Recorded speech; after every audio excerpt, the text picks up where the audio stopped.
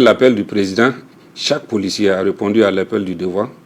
Toute l'institution a répondu à l'appel de la patrie et a fait corps avec toutes les autres composantes des forces de défense et de sécurité en s'engageant sur tous les théâtres d'opération. Les résultats parlent d'eux-mêmes. Ce sont des dizaines d'unités d'intervention et des dizaines de goumis aussi qui ont été créés dans le cadre de notre contribution à la lutte contre le terrorisme. Et toutes ces unités sont déployées à l'échelle du territoire aux côtés des autres forces de défense et de sécurité, des volontaires pour la défense de la patrie.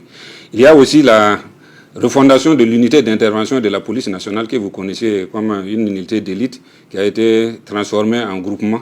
Il y a la création aussi du centre d'opération, des opérations de la police nationale. En termes de recrutement, c'est par milliers que les policiers sont recrutés depuis l'arrivée du capitaine Ibrahim Traoré. En 2 ans, nous avons assisté au recrutement de plus de 4000 policiers. Donc ça, c'est un chiffre record. Beaucoup d'infrastructures ont été réalisées, d'autres réhabilitées depuis l'arrivée du capitaine Ibrahim Traoré.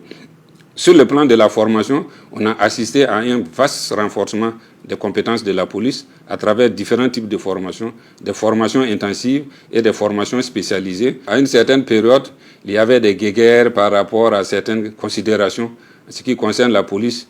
Avec l'arrivée du capitaine Ibrahim Traoré, tout cela s'est envolé. On a assisté à un renforcement, un resserrement des rangs. Les forces de police ont fait corps avec toutes les autres composantes des forces de défense et de sécurité, avec les volontaires pour la défense de la patrie. Et aujourd'hui, quand vous partez sur le terrain, vous n'arrivez pas à faire la distinction entre les différentes composantes. Les gens évoluent dans une unité d'action et c'est vraiment dans une fraternité d'armes que les choses se passent sur le terrain. Au bout de 2 ans, tout ce que la police a acquis comme logistique de la lutte contre le terrorisme, j'avoue que c'est un chiffre qui fait rêver. Il y avait cette guéguerre autour de l'armement de la police. D'aucuns pensaient que la police n'avait pas droit à un certain type d'armes. Donc les policiers étaient déployés, mais sans les moyens qu'il faut pour assurer ni leur propre défense, ni la défense des populations. Il a fallu attendre jusqu'à l'arrivée du capitaine Ibrahim Traoré pour casser tous les codes, pour que toutes ces considérations tombent. Et aujourd'hui, j'ai pu vous dire que la police nationale dispose de pratiquement toutes les catégories d'armes. Il y a eu beaucoup d'acquisitions d'armes, aussi bien les armes individuelles que les armes collectives. Il y a eu l'acquisition de nombreux équipements de protection individuelle et des équipements de protection collective.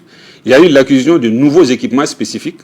Je vais parler des drones, des détecteurs d'UED. Ça, c'est des choses que nous ne connaissions pas par le passé. Il y a eu l'acquisition de nombreux et nouveaux moyens de communication, ce qui permet sur le terrain aux unités d'être suffisamment opérationnelles.